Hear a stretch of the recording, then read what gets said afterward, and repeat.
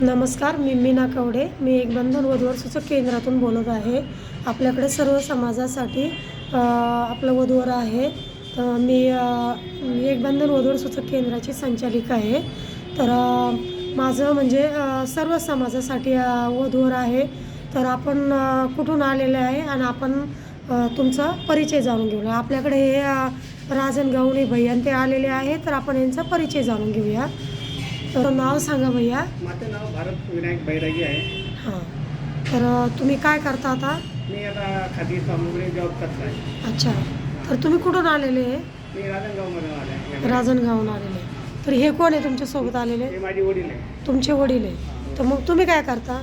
मी बी राजनगावमध्ये job करतो. म्हणजे तुम्ही पण जॉब करता? काय जॉब करतात? शेटगोटीमध्ये. अच्छा, आणि तुम्ही काय करता भैया? मी सेईशी हॉस्पिटलमध्ये इंडोरमध्ये. ओके, तर तुमचं शिक्षण वगैरे काय झालेलं आहे? माझं शिक्षण BA होईल आहे. BA झालेलं आहे. तर मग तुम्ही तिथं तुम्हाला काय पेमेंट वगैरे काय आहे? आम्हाला तिथं 25,000 होता. तर मग तुम्ही राहायला तिथंच आहे का आता राजनगावला? राजनगाव तुमचं स्वतःचं घर आहे का? नाही, आता प्लॉट घेतलेला आहे. प्लॉट घेतलेलं सध्या मग भाड्यानं राहतात. आता सध्या भाड्यानं राहतात तुम्ही.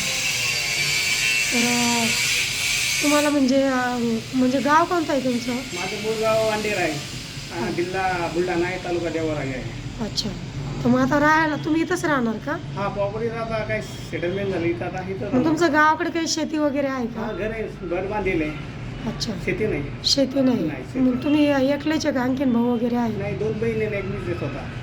म्हणजे 2 बहिणी आणि तुम्ही. तर बहिणींचं लग्न झालेलं आहे का? हा, एक लहान आहे माझ्यापेक्षा आणि एक लग्न मोठं होईल, लग्न होईल. मोठीचं लग्न झालेलं आहे आणि लहानीचं लग्न बाकी आहे. मग ती काय करते बहीण?